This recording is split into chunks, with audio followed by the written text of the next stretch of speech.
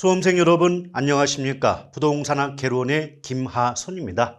자, 여러분 이미 알고 계신 것처럼 우리가 격주로 한 주는 요약 수업을 하고 한 주는 문제풀이 수업을 진행하는 것 알고 계시죠? 그렇기 때문에 지난주에 제1편 총론 부분과 경제론의 앞부분에 대해서 핵심 요약 수업을 진행했고요. 이번 주는 격주 수업이기 때문에 문제풀이 수업으로 진행을 하고자 합니다.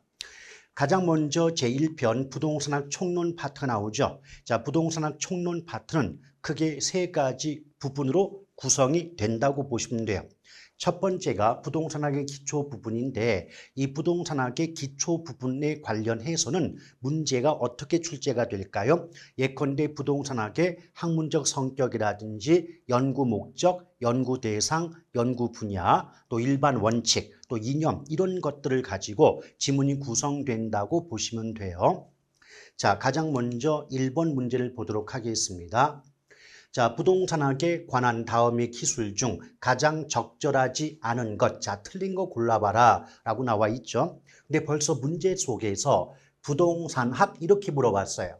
그럼 부동산학과 관련된 기본적인 내용, 개념을 알고 있는가를 물어보고 있는 거겠지요. 1번, 부동산학은 부동산과 관련된 의사결정 과정을 연구하기 위하여 부동산의 법적, 경제적, 기술적 측면의 접근을 시도하는 종합 응용 사회과학이다. 자, 옳은 표현이죠.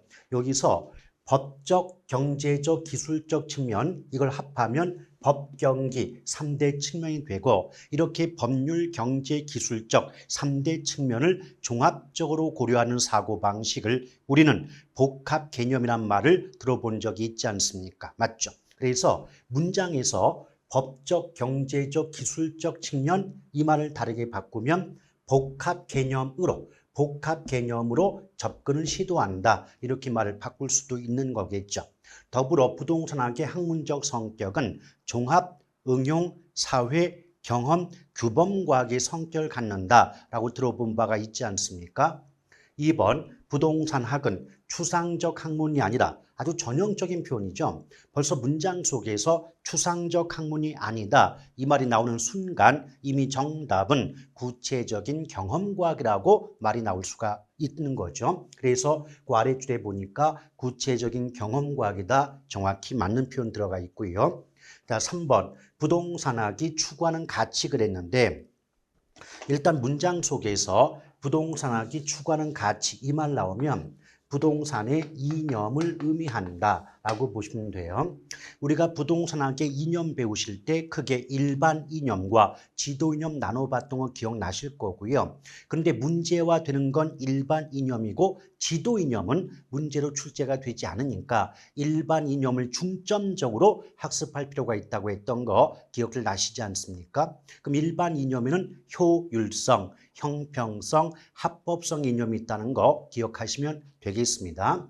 이때 민간에, 자, 민간자 나왔죠. 자, 민간 또는 사적 부문에 한정하여 볼 때는 일반 이념 중 효율성의 이념이 중시가 돼요. 근데 효율성보다는 형평성을 중시한다 했기 때문에 효율성과 형평성의 위치가 뒤집어져 있네요. 바뀌어져 있습니다. 그러므로 3번이 틀린 지문에 해당이 되죠. 만약에 효율성보다는 형평성을 중시한다 이 말이 맞고자 한다면 이 앞에 민간 부문을 공공 부문 또는 정부 부문 이렇게 말을 바꿨다면 이 문장도 맞을 수가 있었고요. 더불어 민간의 한정, 민간을 중시한다면 효율성과 형평성의 위치가 바뀌어진다면 역시 옳은 지문에 해당이 될 수가 있었네요. 그러므로 1번의 정답, 대표 문제의 정답은 3번이 됩니다. 나머지 볼게요. 부동산학의 연구 대상. 연구 대상 그러면 크게 부동산 현상과 부동산 활동 두 가지가 있죠. 이때 부동산 현상은 큰 의미가 없으니까 신경 쓰실 필요가 없는데 부동산 활동은 자주 등장하고 있으니까 정확히 개념을 파악할 필요가 있습니다.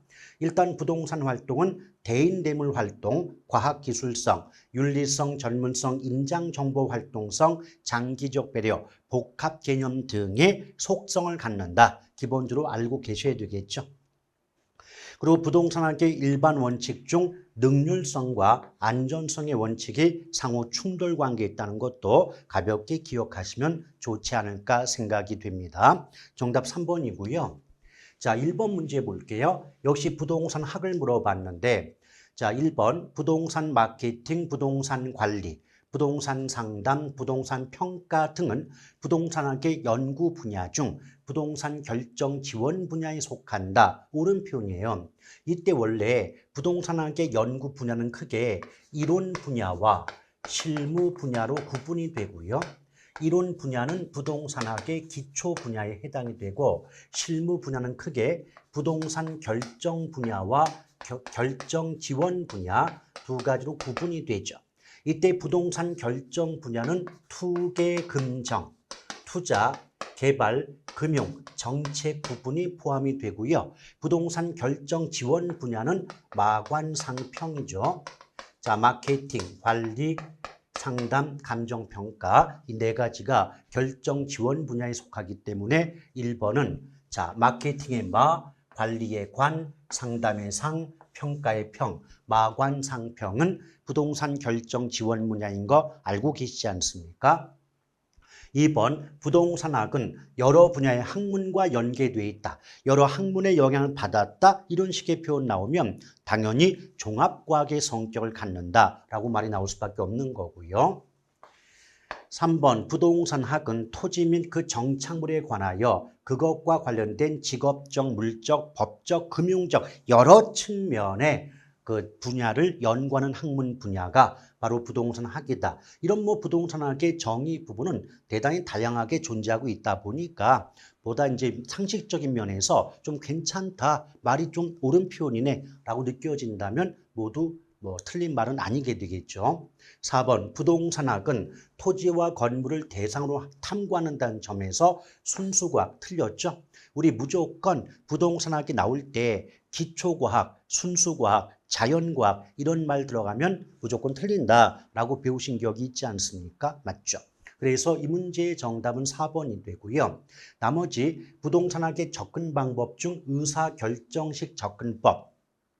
자, 접근 방법 중에서 지금까지 우리 시험에 나왔던 건 크게 두 가지예요. 종합식 접근법과 의사결정식 접근법 두 가지가 있는데 특히 의사결정식 접근법을 물어볼 때는 크게 큰 문장, 전형적이고 대표적인 문장 하나 있죠. 인간은 무슨적 존재다, 합리적 존재, 그리고 자기 이윤의 극대화를 목표로 한다. 이 말 절대 빠지지 않는다고 하지 않았습니까? 그래서 5번도 맞기 때문에 이 문제의 정답은 4번이 되네요. 자, 2번 문제 볼게요. 다음은 부동산학과 관련된 내용을 설명하는 것이다. 옳은 거예요. 1번 부동산 활동의 주체 나왔죠. 자, 부동산 활동의 주체는 크게 공적 주체, 사적 주체, 제3섹터로 구분이 되죠. 물론 이때 공적 주체를 다른 말로 제1섹터, 사적 주체는 제2섹터에 해당이 됩니다. 근데 공적 주체 또는 제1섹터에는 어떤 게 있을까요? 그렇죠. 중앙정부나 지방자치단체, 그리고 각종 공기업. 이때 공기업 이 말 대신에 공사라고 해도 관계는 없겠죠. 그에 비해서 사적 주체는 어떤 게 있을까요? 개인, 기업, 토지 소유자, 조합 등이 사적 주체에 해당이 되고 제3섹터는 공적 주체와 사적 주체의 결합이 되기 때문에 일반적으로 민관 합동 이렇게 말을 많이 쓸 수가 있지 않겠습니까? 그럼 1번에서 정부, 지자체, 공기업 그랬죠? 그럼 얘는 공적 주체입니다. 그럼 공적 주체면 제2섹터가 아니라 제1섹터이기 때문에 1번은 틀린 문장이 되고요. 2번 부동산학은 추상적 학문이 아니다. 다른 문제도 나와 있지만 추상적 학문이 아니다. 이 말 나오는 순간 이미 정답은 구체적인 경험과학이란 말이 나올 수가 있는 거죠. 근데 앞부분은 맞았어요. 그런데 인간과 무관한 자연현상도 부동산학 연구의 대상이 될 수 있다. 이 점이 잘못됐거든요. 왜냐하면 부동산 활동은 인간과 관계가 있다는 것이고 더불어 부동산학의 학문적 성격 중 부동산학은 사회과학의 성격을 갖는다라고 들어보신 적 있지 않습니까? 그렇죠. 그럼 사회과학이란 말은 인간과 관계가 있는 사회 현상을 연구의 대상으로 삼고 있기 때문에 성격 자체가 사회과학이거든요. 그런데 여기서 보면 인간과 무관하다. 자연현상이 연구의 대상이 된다. 이 말은 자연과학이라는 의미를 담고 있기 때문에 틀린 지문에 해당이 됩니다. 3번 부동산 투자, 부동산 금융, 부동산 개발, 부동산 정책, 부동산 마케팅 등은 부동산의 실무 분야 중 부동산 결정 분야에 속한다 그랬는데 부동산 결정 분야는 투자, 개발, 금융, 정책이에요. 그럼 3번 지문에서 투자, 금융, 개발, 정책까지는 결정 분야에 속하는 게 맞겠지만 마케팅은 결정 지원 분야에 해당이 되기 때문에 이 부분으로서 잘못된 지문에 해당이 됩니다. 4번 부동산학의 이념 중 효율성 나왔죠. 자, 효율성은 기본적으로 사적 주체, 민간 부문과 관계가 있기 때문에 당연히 사익과 연결성을 갖게 돼요. 근데 사적이란 말 나오면서 공익과 연결이 된다 했기 때문에 4번은 틀린 지문에 해당이 됩니다. 그럼 5번이 답인 것 같은데, 자, 5번 부동산학이 추구하는 가치, 이 자체가 부동산학의 이념이죠. 네, 정부라고 했어요. 공적 부문에 한정하여 볼 때는 형평성이 효율성보다 중시된다. 당연히 옳은 말이죠. 그래서 2번의 정답은 5번이 되겠습니다. 자, 3번 문제 볼게요. 역시 부동산 학을 물어봤죠. 가장 적절치 못한 것, 즉 틀린 거 골라라. 1번 부동산 학은 인간과의 관계에서 비롯되는 문제점을 인식, 개선 방안을 연구하는 사회과학이라 할 수 있다. 맞습니다. 자, 부동산학의 학문적 성격 중 사회과학, 내 사회란 말이 나오면 누구와 관계가 있다? 인간과 관계가 있음이 전제되어 있다는 것을 반드시 기억할 필요가 있는 거고요. 2번 부동산학은 부동산과 관련된 문제 인식과 해결을 위해 사회, 경제, 법률적 측면의 접근을 시도하는 것까진 너무 좋았는데 아하, 순수과학 아닙니다. 우리 부동산을 투자해서 부동산을 통해서 돈을 벌 때 얼마나 음흉합니까? 절대 부동산은 순수할 수가 없는 거예요. 아시겠죠? 그래서 이게 농담 삼아 얘기를 드렸지만 일단 부동산 학 나오는데 기초과학, 순수과학, 자연과학 이런 말은 절대로 안 된다는 거 알고 계시죠? 그래서 이 문제의 정답은 2번이 되네요. 나머지 인간이 부동산을 대상으로 전개하는 여러 관리적 측면의 행위, 이것이 부동산 활동의 뜻이에요. 근데 부동산 활동의 뜻을 보니까 그 행위의 어떤 행위의 주체, 주인공이 인간이 되는 거죠. 그래서 부동산 활동의 주체는 인간이고 그런 관점에서 부동산 활동의 속성 중 대인 활동의 속성을 갖는다. 이렇게 말이 나올 수 있는 것이고요. 또한 그 행위의 대상은 다른 말로 객체라고 할 수 있겠죠. 그럼 부동산 활동의 대상 객체가 부동산이라는 물건이 되기 때문에 대물 활동의 속성을 띈다. 이렇게 말이 나오게 되는 겁니다. 자, 4번 부동산학의 일반 원칙 중 기회비용을 고려한 합리적 선택. 또 이렇게 말 나오면 벌써 경제성의 원칙이 답인 거고요. 또 부동산학의 연구 목적과 관련하여 중시되는 원칙 그러면 능률성의 원칙이죠. 왜 그럴까요? 여러분 기억나십니까? 여러 학자들의 다양한 주장이 존재하고 있지만 그 다양한 주장 속에서 공통적인 내용을 뽑아내게 되면 부동산 학은 인간과 부동산의 관계 개선 및 부동산 활동의 능률화의 원리 및 응용 기술을 개척함에 목적이 있는 종합 응용 사회과학이다. 이런 식의 문장 들어보신 적이 있잖아요. 그렇죠? 그러면 부동산 활동의 능률화의 원리 및 응용 기술을 개척하는 것이 부동산학의 연구 목적이 되니까 이 연구 목적에 능률화의 원리, 능률자가 나오지 않았습니까? 그래서 부동산학의 연구 목적과 관련하여 가장 중시되는 원칙이 무엇이냐고 물어본다면 정답은 능률성의 원칙이 된다. 가볍게 기억하시면 되겠네요. 자, 그러므로 정답 3번의 정답은 몇 번인가요? 2번이 됩니다. 자, 4번 문제 볼게요. 부동산학에 관한 설명 옳은 건데, 자, 부동산학의 접근 방법 중 종합적 접근법 그랬죠. 자, 종합이 나오니까 복합 개념이 따라 붙어요.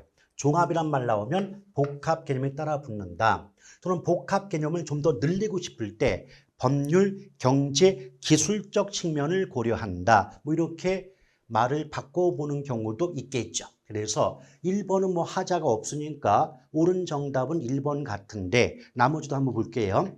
자, 부동산학의 접근 방법 중 분산식 그랬거든요. 근데 뒤를 보니까 인간은 합리적 존재, 자기윤회 극대화를 목표.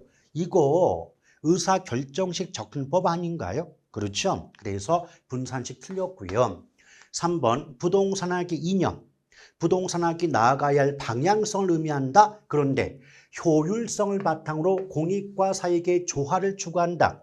여러분 알고 계시겠지만 공익과 사익은 성격 자체가 상호 충돌 관계에 있어요. 그러면 상충 관계는 공익과 사익의 적절한 조화를 도모하는 원리 또는 이념은 효율성이 아니라 합법성이죠.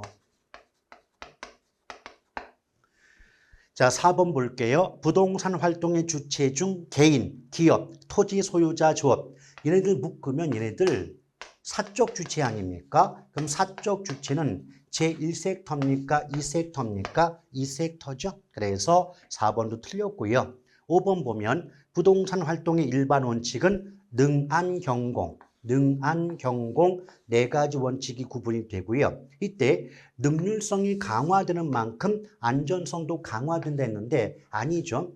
분명히 능률성의 원칙과 안전성의 원칙은 상충, 상호 충돌 관계에 있다는 거예요. 따라서 능률성이 강화되면 그만큼 안전성이 약화되는 거지 함께 강화된다고 말할 수 없겠습니다. 따라서 이 문제의 정답은 1번이 되네요. 자, 이제 5번 넘어가 볼게요. 부동산 활동에 관한 설명 옳은 것을 모두 고른 것 그랬는데 기억번 부동산 활동은 공중, 지표, 지하를 포함하는 3차원 공간을 대상으로 전개한다. 맞습니다. 그래서 부동산 활동의 속성 중 공간 활동성의 속성을 갖고 있다는 것 우리 알고 있는 거고요. 따라서 부동산업 역시도 부동산업도 공간이 대상이 되니까 공간업의 성격을 갖는다. 함께 기억하면 좋겠습니다. 일단 기억번은 맞아요. 그러면 일단 보기 5개 중에 기억번이 없는 3번과 4번은 자동적으로 답에서 제외가 됩니다. 니은번 사회 공공성 있는 재산을 다루기 때문에 거래 당사자와 부동산 업자 모두에게 높은 윤리성이 요구된다. 니은번도 맞네요. 물론 이때 부동산 업자 이 말 대신에 중개업자라고 해도 상관이 없을 것 같고요. 더불어 과거 기출문제에서는 똑같은 문장을 써놓고 중개업자에게는 높은 윤리성이 요구되지만 거래 당사자에게는 윤리성이 요구되지 않는다고 해서 틀리게 만든 지문이 있다는 거 아울러 기억하시면 좋겠습니다. 그럼 기억과 니은이 함께 들어가야 돼요. 그렇죠? 그 다음 디귿번 일반적으로 일반 소비 상품을 대상으로 한 활동과는 달리 장기적 배려하에 결정이 되고 실행된다. 맞죠? 그래서 예컨대 토지의 특성 중 영속성 때문에 부동산 자체는 일반적인 재화, 즉 일반적인 상품 물건보다 수명이 길어요. 즉 내구재의 성격을 갖고 있다는 거죠. 그럼 내구재이다 보니까 수명이 길다 보니까 미래까지 고려해서 장기적인 배려하에 부동산 활동이 결정될 수밖에 없지 않을까요? 그러므로 디귿번도 들어가야 돼요. 그러면 1번, 2번, 5번 중에서 디귿번이 없는 5번도 답에서 제외가 되죠. 그럼 이때 1번과 2번 비교해 보면요. 기역린 디귿까지는 똑같죠. 근데 만약에 리을번이 맞는다면 굳이 미음번까지 보지 않고도 이 문제의 정답이 2번임을 알 수가 있겠죠. 자, 리을번 볼게요. 감정평가사의 감정평가, 공인중개사의 중개활동은 3차 수준의 전문성에 해당한다? 맞습니다. 일단 정답은 2번인 걸 알겠는데 이게 무슨 말인가요? 여러분 부동산 활동의 속성 중 전문성 기억나시죠? 맞죠? 1차, 2차, 3차 구분이 돼요. 근데 3차 수준의 전문성은 해당 분야의 전문가에 의한 활동으로서 가장 전문성이 높다고 배웠던 기억 나시죠? 그럼 감정평가 분야의 전문가인 감정평가사가 행하는 감정평가 3차입니다. 또 중개거래의 전문가인 공인중개사에 의한 거래 활동도 해당 분야의 전문가에 의한 활동이니까 3차 수준의 전문성에 해당이 되는 것 당연히 옳지 않습니까? 그래서 리을번 맞죠. 그럼 보나마나 미음번도 맞을 거예요. 부동산 활동은 이론적 지식, 자 이론이나 지식 이런 말 나오면 과학적으로 잘 연구를 해야 된다는 뜻이고 그렇게 연구된 이론과 지식을 실무에 응용할 때는 기술적으로 잘 해야 된다는 관점에서 기술성의 속성을 갖는다라고 볼 수가 있겠죠. 그래서 여러 가지 깊숙한 내용을 다 외우거나 배우려 하지 마시고 한 가지만 잘 기억하시면 돼요. 자, 과학성과 기술성 물어볼 때 이론이다, 지식이다 이런 말 나오면 과학성을 답으로 하시고요. 실무라는 말 나오면 기술성을 답하시면 그걸로 족한 부분이에요. 그래서 5번의 정답은 2번이 됩니다.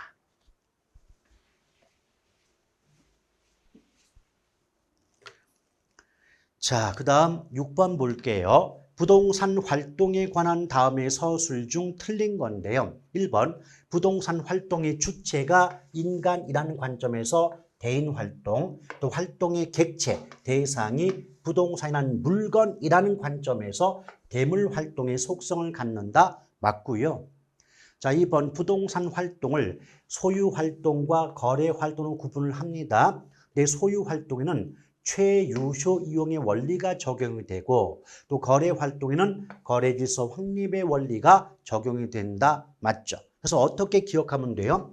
소유하니까 이용하겠죠. 소유하니까 이용하고 거래하니까 거래한다. 이렇게 기억하신다면 어렵지 않게 정답 구할 수 있고 더불어 이와 같은 내용은 부동산 학의 일반 원칙 중 능률성의 원칙과 관계가 있습니다.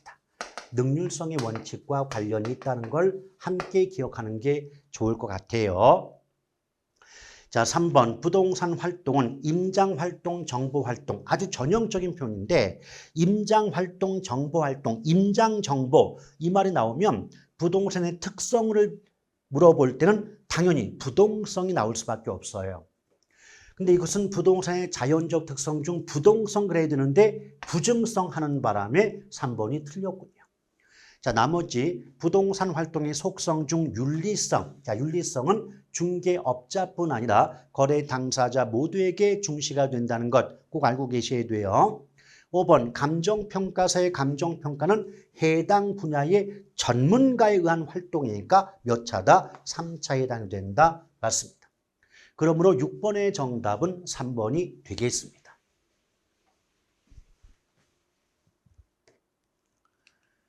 자, 7번 볼게요. 한국표준산업분류상에 부동산업에 해당하지 않는 거 그랬는데 일단은 자, 부동산업은 원래 이제 대분류, 중분류, 소분류, 세분류, 세세분류 이렇게 구분이 돼요. 근데 여기서 일단 이제 세분류와 세세분류만 놓고 본다면 자, 부동산 임대업이 있어요. 부동산 임대업이 있고 그다음에 개발 및 공급업이 있죠. 개발 및 공급업. 그 외에 부동산 관리업도 있고요. 또 부동산 중개 자문 및 감정평가업. 이렇게 이제 세 분류가 나뉘어지겠죠. 근데 여기서 임대업과 개발 공급업까지는 주비기.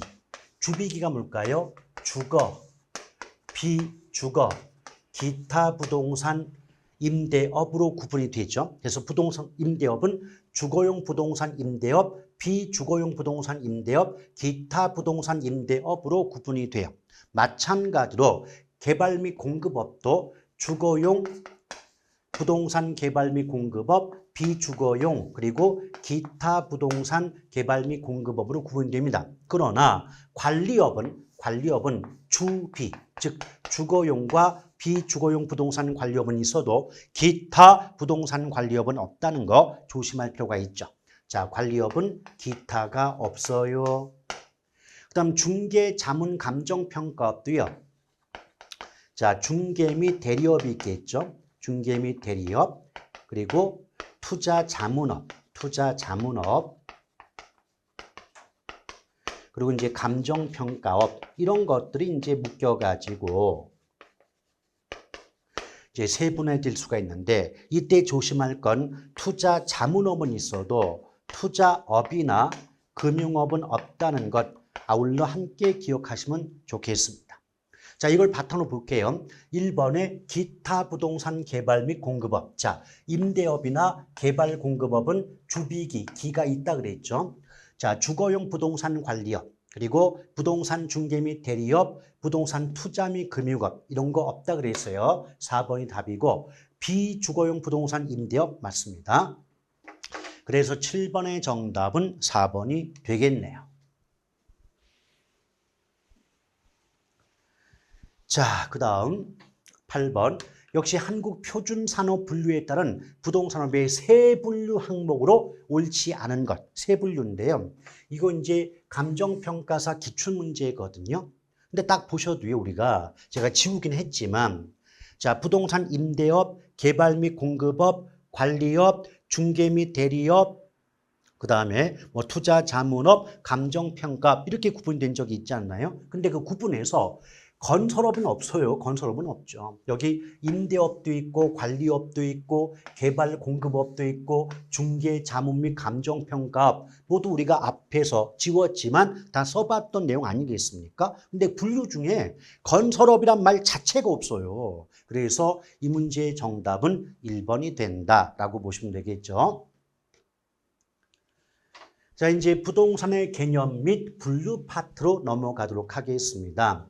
근데 이 부동산의 개념 및 분류는요, 반드시 한 문제 정도가 매년 출제가 되고 있기 때문에 정확한 학습이 요구된다라고 볼 수가 있어요. 일단 부동산의 개념 파트는요, 복합 개념의 부동산과 복합 부동산의 차이점 정확히 구분하고 있는가를 주로 물어보고 있는 거고요. 또 분류 파트에서는 토지의 분류와 주택의 분류에 대해서 역시 알고 있는가를 매년 물어보고 있는 거니까 정확하게 숙지하시고 인지하실 필요가 있겠습니다. 자, 대표 문제 볼게요. 다음은 부동산 개념에 관한 설명 적합하지 않은 건데, 일단 부동산 개념 나왔잖아요. 그러면 가장 먼저 이거 복합 개념의 부동산 아니면 복합 부동산 물어보겠구나. 이걸 염두에 둘 필요가 있어요. 근데 벌써 복합 개념이 나오면 제가 그랬죠. 복합 개념 이 말은 어느 파트를 불문하고 나오면 법률, 경제, 기술, 법경기 3대 측면을 모두 고려한다, 포함한다 라고 본다 하지 않았습니까? 그렇죠. 이때 기술적 개념은 다른 말로 물리적 측면, 물리적 개념으로 바꿔볼 수도 있는 거고요. 더불어 내용을 설명하기 앞서서 법률과 경제는 형태가 없기 때문에 무형적 측면, 또 기술 또는 물리는 형태가 있기 때문에 유형적 측면의 개념으로 나눠볼 수도 있죠. 이미 알고 계시겠지만 법경기 3대 측면 중에서 부동산의 개념과 관련해서는 가장 많이 물어보는 게 법률적 개념의 부동산인 건 알고 계실 거예요. 일단 법률적 개념의 부동산은 크게 협의, 좁은 의미의 부동산과 광의, 넓은 의미의 부동산 나눠질 것이고요. 자, 협의의 부동산은 민법상 부동산인 거 아시죠? 근데 우리나라 민법에서는 무엇을 부동산이라고 규정하고 있던가요? 그렇죠. 토지 및 그 정착물이죠. 그럼 토지 및 그 정착물은 민법상 부동산으로서 협의, 좁은 의미의 부동산에 포함이 됩니다. 이에 비해서 광의는 협의의 부동산에다가 준 또는 의제 부동산까지 포함된 개념이라고 알고 계시지 않습니까? 맞죠? 그러면 우리가 학습의 비중은 정착물과 준 부동산에 중점을 두시고 공부할 필요가 있어요. 이에 비해서 경제와 기술적 개념은 내용을 물어보기보다는 어떤 종류를 열거해 놓고 이것이 복합 개념 중 무슨 측면의 부동산에 속하느냐는 종류 정도로 물어보고 있다는 거죠. 그래서 경제적 개념은 자자생소품 기억나시죠? 자자생소품. 자, 그래서 자산, 자본, 생산 요소, 소비재, 상품으로서의 부동산은 경제적 개념의 부동산인 거고요. 기술 또는 물리적 개념은 공자위환. 자, 공이 뭐죠? 공간, 자는 자연, 위는 위치, 환은 환경이죠. 물론 이 중에서도 딱 한 번, 한 번이라고 하면 몇 번 정도 내용까지 물어본 건 공간으로서의 부동산 요 정도만 학습하시고 나머지 자연, 위치, 환경 부분은 뭐 그런 것들이 어디에 속한다? 기술 또는 물리적 개념에 속한다는 정도로만 익혀두셔도 큰 지장은 없겠습니다. 자, 1번 볼게요. 협의의 부동산, 즉 좁은 의미의 부동산 나왔죠? 그럼 민법상 개념이니까 토지 및 정착물을 말한다. 당연히 옳은 표현이에요. 2번 공간, 자연, 위치, 환경. 자, 공자위환이네요. 공자위환. 그럼 당연히 복합 개념 중 기술 또는 물리적 개념의 부동산 맞는 말이고요. 3번 협의의 부동산을 포함했죠. 자, 협의를 포함하니까 당연히 광의 부동산 되는데 협의의 부동산에다가 공시수단 같은 독립된 거래 객체로 인정된 것을 광의 부동산이라 하면 이러한 개념상 구분은 법률적 측면의 구분이다. 맞습니다. 벌써 협의, 광의 이 말 나오는 순간 복합 개념 중 법률적 측면과 연결된다고 보셔야 돼요. 과거 기출문제에서 이 문장을 써놓고 법률이라고 써야 되는데 경제적 측면의 구분이다 라고 함으로써 틀렸던 문제가 있었습니다. 자, 4번 법률상의 공장재단, 광업재단, 과수원, 자동차, 어업권, 항공기 등은 의제 부동산으로서 광의 부동산에 속한다. 얼핏 보면 그럴듯해요. 그런데 과수원은 준부동산이 아니에요. 그 자체로 부동산인 거지 준부동산이 아니거든요. 그래서 이 문제의 정답은 4번이 됩니다. 여러분, 우리 준부동산 어떻게 배웠죠? 자, 준부동산이란 본질적으로는 부동산이 아니에요. 자, 부동산이 아니죠. 그러나 그 공시수단, 이제부터 이 물건 내 겁니다라고 알리는 수단, 공시수단이 등기 등록에 공시수단을 갖추고 있는 거죠. 그럼으로써 부동산에 준하여 취급되는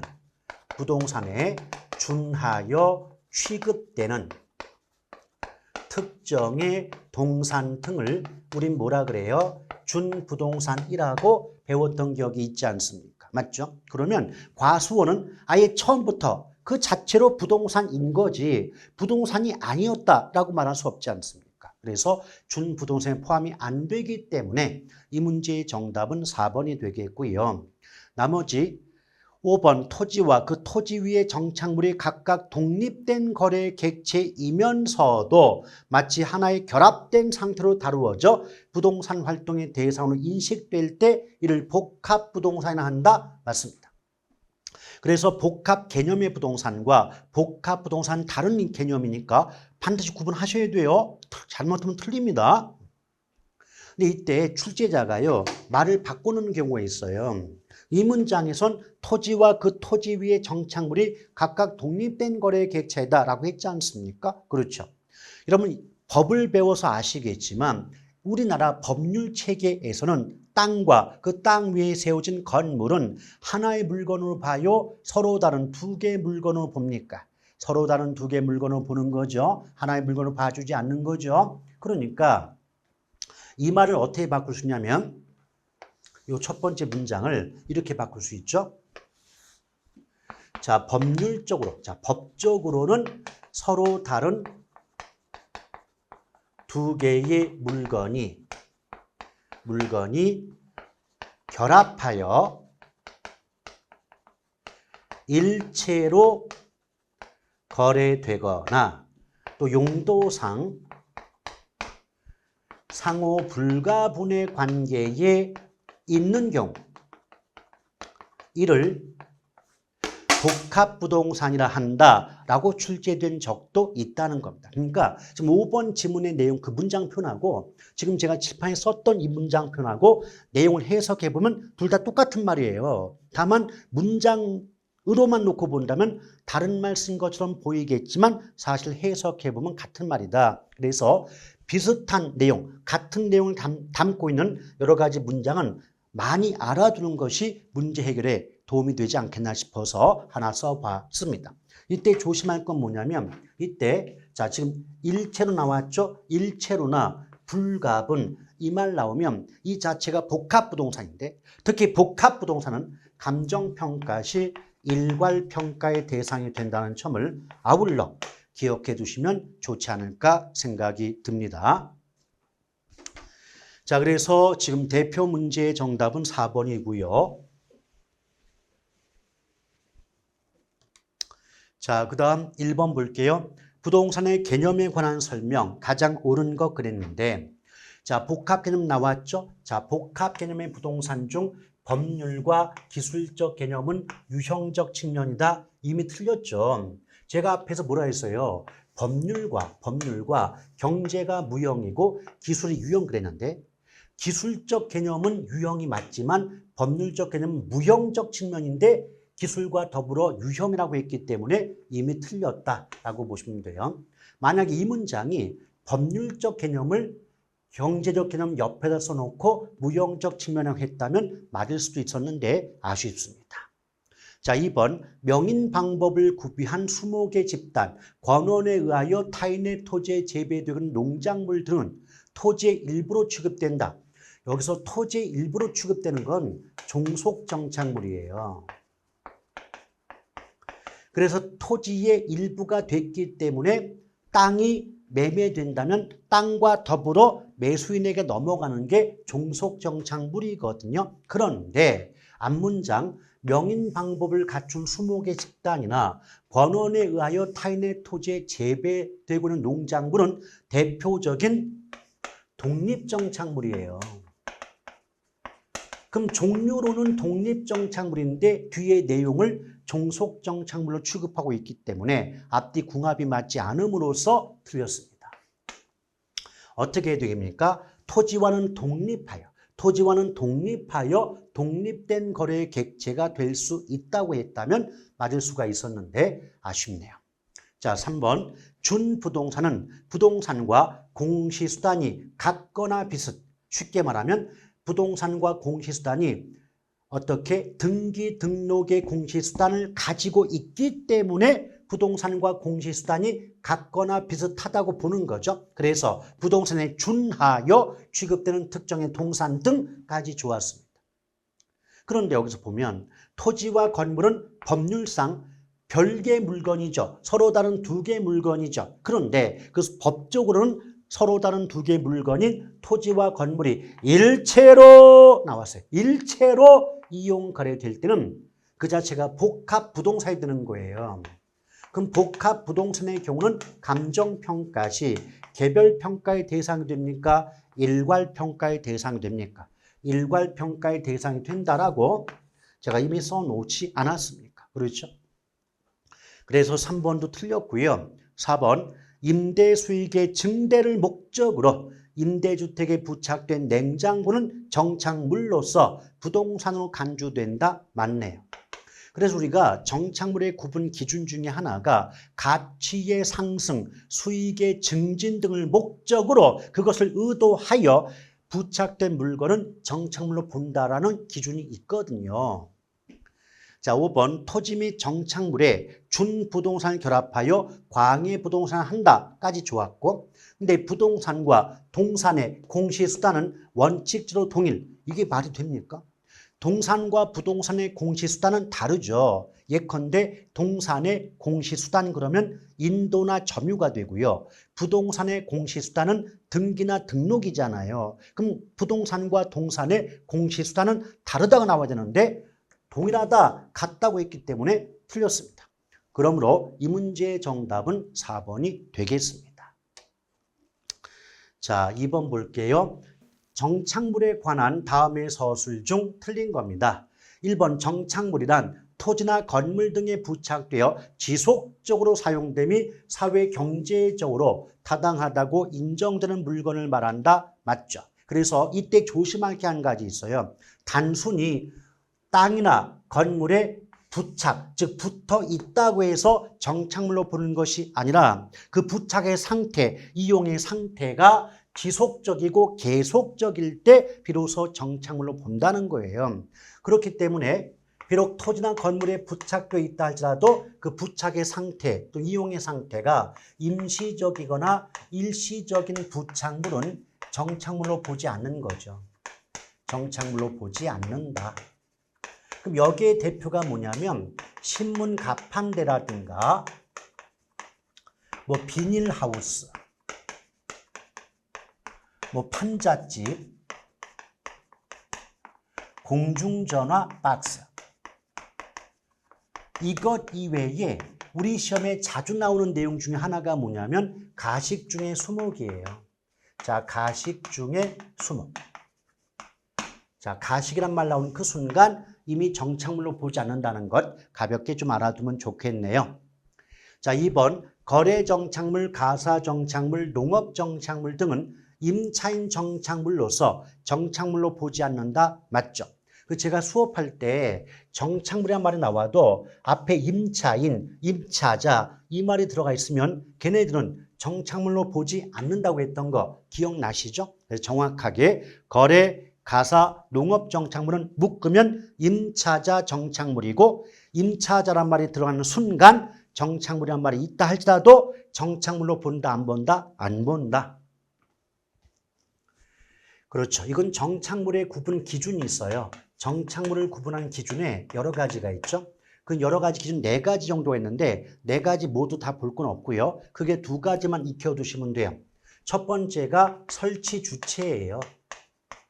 이 설치 주체를 다른 말로 거래 당사자와의 관계 이렇게 말을 바꾸는 경우도 있죠. 그러니까 집주인과 세입자 이렇게 말을 바꾸는데 똑같은 냉장고, 뭐 VTR, 뭐 TV, 에어컨, 세탁기가 있다 할지라도 그런 물건을 임대인이 부착했다, 임대인이 설치했다 그러면 정착물로 봐줘요. 근데 임차인이 설치한 물건은 정착물로 보지 않는다는 것 차이점 구분하셔야 되는 거고요. 2번째 기준이 바로 뭐다? 부착 방법이에요. 이 부착 방법은 원칙과 예외가 있다는 거죠. 원칙과 예외가 있다. 원칙적으로는요, 그 토지나 건물 등에 부착된 물건을 물리적 손상 없이 쉽게 제거할 수 있다면 정착물로 보지 않아요. 자, 그래서 물리적인 손상 없이 제거가 가능하다면 얘는 정착물로 보지 않아요. 그럼 정착물로 보지 않는다는 건 다른 말로 부동산으로 간주하지 않는다는 것이고 그 말은 결국 동산으로 본다는 말과 같습니다. 이게 원칙이죠. 근데 예외가 뭐냐면 비록 물리적 손상 없이 제거가 가능하다 할지라도 그 물건을 제거함으로써 기능상 하자가 발생하거나 또는 효용이 감소하는 경우에는 그때는 정착물로 본다. 차이점을 잘 구분해 두시면 좋겠습니다. 자, 3번 볼게요. 토지의 일부가 된 물건은 토지 매매 시 토지와 함께 매수인에게 양도된다 했는데 그래서 포인트가 있죠. 토지의 일부. 자, 토지 일부가 된 이 말 나오면 얘는 종속정착물을 의미합니다. 종속정착물. 그래서 그 토지 일부가 됐으니까 땅 자체가 누군가에게 매매, 팔려 넘어간다면 땅의 일부인 나도 땅과 더불어 함께 매수인에게 양도될 수밖에 없겠죠. 근데 이런 종속정착물의 가장 대표가 매년 경작의 노력을 요하지 않는 나무나 다년생 식물이에요. 이때 매년 경작의 노력을 요하지 않는다. 그 말이 뭐냐면 인간이 재배하지 않았다는 거예요. 인간이 재배하지 않았다. 그 말은 자연 상태에서 스스로 성장하고 열매를 맺고 꽃을 피웠다는 거죠. 그래서 이 말을 다르게 바꾸면 자연 식생 이렇게 볼 수가 있는 거죠. 이것 이외에 뭐 교량이라든지 도로라든지 담장, 지붕, 울타리 이런 것들도 모두 어디에 속한다? 종속정착물에 속한다. 뭐 종류 같은 거는 외우시면 되니까 크게 부담 가질 필요까지는 없지 않을까 생각이 돼요.